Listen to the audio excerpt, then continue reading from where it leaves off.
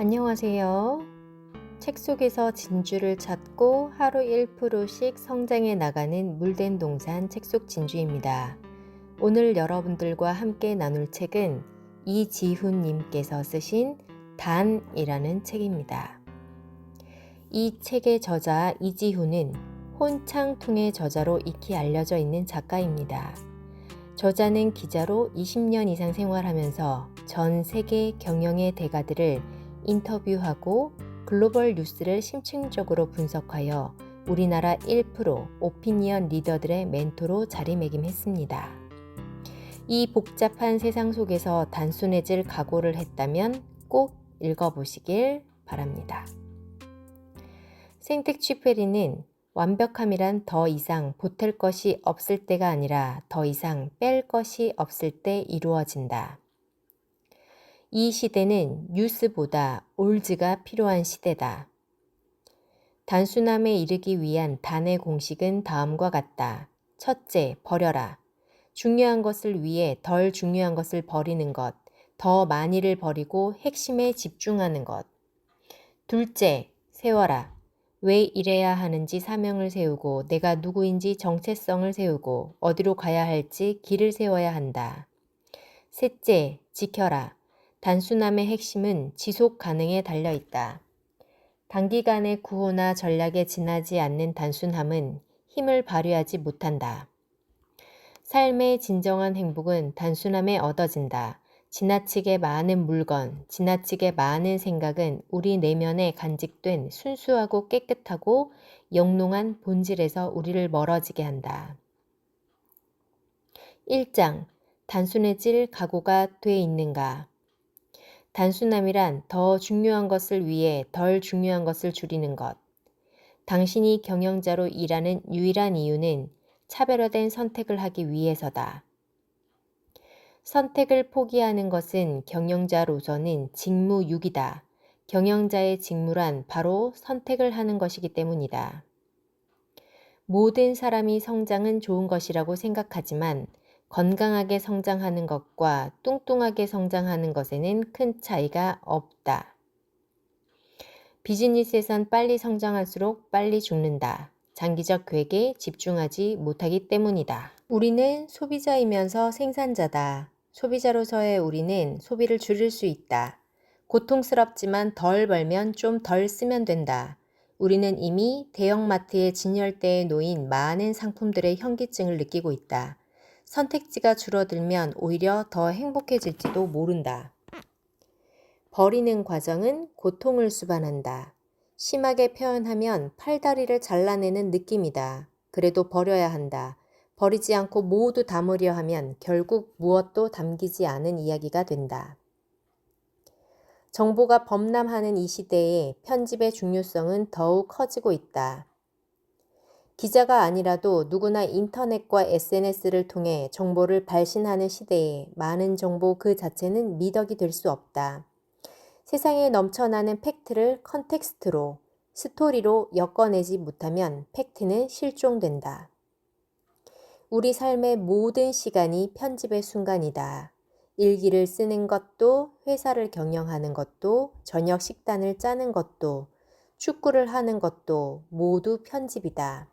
버리고 버려서 핵심을 남긴다는 본질에서는 마찬가지다. 공급 과잉 시대의 브랜드는 노라고 말하는 용기를 가져야 한다. 모든 고객을 만족시키려다 보면 고유한 정체성이 사라지게 된다. 세계적 브랜드들의 유일한 공통점은 한 번 정한 브랜드 콘셉트를 계속 끌고 나간다는 것. 2장 버려라.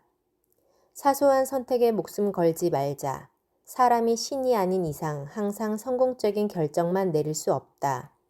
잘못 결정에 후회할 수도 있다. 하지만 그런 오판과 후회의 경험 덕분에 미래에는 더 나은 선택을 할 수 있다. X만큼의 선택, Y만큼의 우연, Z만큼의 운명을 가지고 삶의 궤도를 설명하는 개별적인 방정식을 각자 만들어가야 한다.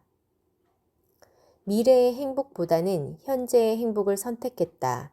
버림의 방점은 포기가 아니라 선택에 찍힌다. 자신이 못하는 일을 평균 수준으로 향상시키는 것보다 자신이 잘하는 일을 탁월한 수준으로 향상하는 것이 더 쉽다. 잘할 수 있는 가능성이 적은 분야를 향상시키는데 노력을 낭비하지 말아야 한다. 에너지, 자원, 시간은 오히려 잘하는 것을 더욱 잘하는 데 투입해야 한다. 행복한 삶은 참된 행복과 큰 만족을 얻기 위해 날마다 자신의 대표적인 강점을 활용하는 것이다. 핵심이 무엇인지 알지 못하면 조직은 필연적으로 복잡해질 수밖에 없다. 그리고 복잡해진 조직은 비효율적이고 비능률적으로 돌아간다. 그러다 곧 쇠락한다.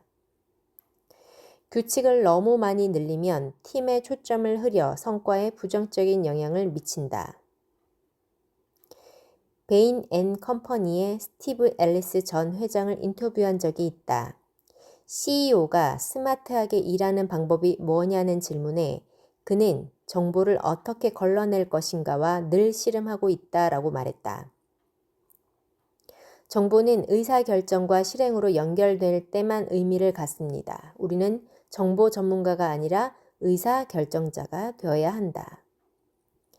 조직이 얼마나 효과적으로 의미 있는 정보를 찾고 그것을 평가해 새로운 지식으로 전환할 수 있는지, 그리고 정보의 경제적 잠재력을 최대화할 수 있는지가 경쟁력의 관건이 됐다. 99%의 노이즈 안에서 1%의 시그널을 찾아낼 수 있는 사람과 기업만이 성공할 수 있다. 버리지 않으면 버려진다. 단 하나의 목표를 택하지 않으면 자신이 이루고자 하는 꿈부터 버려진다. 에피쿠로스 주인은 절제를 중요시한다. 좋은 음식을 먹거나 술을 마시면 기분이 좋지만 너무 많이 먹거나 마시면 즐겁지 않은 결과가 초래된다. 그러니 부작용을 피하기 위해 쾌락을 절제해야 한다고 생각한 것이다. 더 높은 차원의 즐거움을 누리면서 장기적 비용을 줄이는 방법이다. 짐 콜린스와의 만남에서 인상적이었던 것은 화이트보드에 적힌 메모였다. 창조적인 일 44%, 가르치는 일 35%, 기타 21%. 그가 이토록 엄격하게 시간을 관리하는 이유는 사실 시간을 비우기 위해서다. 지식의 홍수 시대를 맞아 우리는 생각하는 능력을 되찾아야 한다. 그렇지 않으면 그 많은 지식은 무용지물이 될 것이고 우리의 삶은 그 지식으로 단순해지기는커녕 더욱 복잡해질 것이다. 3장 세워라. 시켜서, 신나서, 미쳐서 당신은 어느 쪽인가? 버리는 작업은 궁극적으로 가장 중요한 진수를 추려서 세우기 위함이다. 버림이 선택이라면 세움은 집중이다. 버리고 버려 남은 진수에 집중하는 것이다. 경영자라면 포기해서는 안 되는, 죽어도 지키고 싶은 왜를 최소한 한 가지는 마음속 깊이 품고 있어야 한다. 그래야 사람의 마음을 움직일 수 있고 조직이 공통의 목표를 향해 일사불란하게 움직일 수 있다. 골든서클을 설명한 사이넥은 소비자를 설득하는데도 왜가 중요하다고 주장한다. 사람들은 회사들이 제시한 무엇을 보고 물건을 구매하지 않는다. 왜의 마음이 동해 구매한다. 남들이 날 어떻게 생각할까 하는 생각을 치워버려야 희열이 온다. 창업가의 가장 큰 위험은 위험을 전혀 감수하려 들지 않는 데서 나온다. 자녀의 창업을 부모가 보따리 싸들고 말리는 나라와 고등학교 중퇴를 하고 창업해보라는 나라 중 어느 쪽에 희망이 있을까? 하고 싶은 일을 하려면 용기가 필요하다. 남과 다른 것을 위험으로 간주하고 불확실성을 두려워만 해서는 제자리 걸음에서 벗어날 수 없다. 따라하면 따라잡히기 십상이다. 부실 기업을 구조조정할 때 가장 중요한 것도 핵심을 추리는 것이다. 현명한 기업은 한 놈만 팬다. 기업은 대개 소비자에 관해 다다익선, 즉 많을수록 좋다는 사고방식을 갖고 있다. 그러나 집중된 기업은 모든 소비자에게 어필하려 하지 않는다. 핵심 고객, 다시 말해 우리 회사가 경쟁자보다 훨씬 더 잘해줄 수 있는 고객에게 집중한다. 경영자들은 자신의 에너지와 투자를 우선적으로 집중시킬 매력적인 핵심 고객을 분별해낼 필요가 있다. 고객은 어떤 제품을 만들기 위해 기업이 얼마나 열심히 노력했는지에는 전혀 관심이 없다. 그것이 자신이 가진 문제를 해결하는 데 도움이 될 수 있는지, 자신도 모르던 새로운 편의를 줄 수 있는지에만 관심을 가진다. 피터 드러커는 전혀 다른 사고방식을 강조했다. 즉, 회사 내부에서 회사가 만드는 것에 초점을 맞춰서는 안 되고 고객의 눈으로 바깥에서 안을 봐야 가치를 판단할 수 있다는 것이다. 혁신이란 다른 이의 결핍과 고통을 이해하고 공감하는 데서 싹튼다. 공감의 바탕 위에서 어떻게 하면 도와줄 수 있을까 하는 절실한 의문이 싹트고 그 의문으로 불면의 밤을 지새우는 과정에서 혁신이 탄생한다. 다시 말해 혁신이란 결핍을 공감하고 채워주는 것이다. 노라는 말을 가장 많이 함으로써 위대해진 인물이 있다. 스티브 잡스다. 집중이란 아니요라고 말하는 것이다. 잡스는 아니요맨이었다. 어느 공동체나 기업에서 많은 사람이 함께 일하려면 규칙이 있어야 한다. 그러나 규칙이 복잡할수록 지키기가 어렵다. 복잡한 규칙은 마비를 부른다. 관리자들의 관심은 온통 내 통제에서 벗어나면 안 되는데에 있습니다. 그게 모든 것을 망칩니다. 그래서 우리의 과제는 어떻게 하면 조직을 홀가분하게 만들 수 있을까였어요. 사람들이 실수를 하게 만들고 그것에 오케이라고 해주는 것이었습니다. 결정을 내릴 때 누구에게도 허락을 받지 않도록 한다. 그게 핵심이다. 그렇게 하면 많은 직원이 스스로 문제를 해결한다.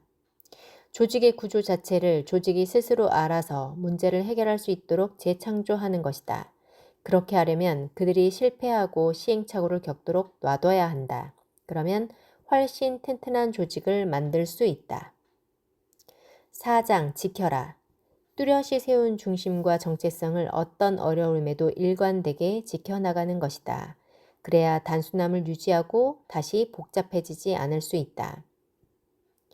지킨다는 단의 공식에서 중요한 것은 일관성이다. 경쟁자가 초점을 잃고 방황할 때 나는 중심을 지켜야 한다. 열매는 하루아침에 열리지 않는다. 게다가 사람들의 마음을 바꾸는데 오랜 시간이 걸린다. 그래서 경영에는 인내가 필요하다. 즉, 지킨다는 것은 인내하고 또 인내하는 고행의 과정이기도 하다. 위대한 반복을 추구하라. 요즘 소비자는 어떤 제품을 살 때 기능만 보지 않는다. 그 제품의 상징성, 관점, 의미, 철학까지 함께 구매한다.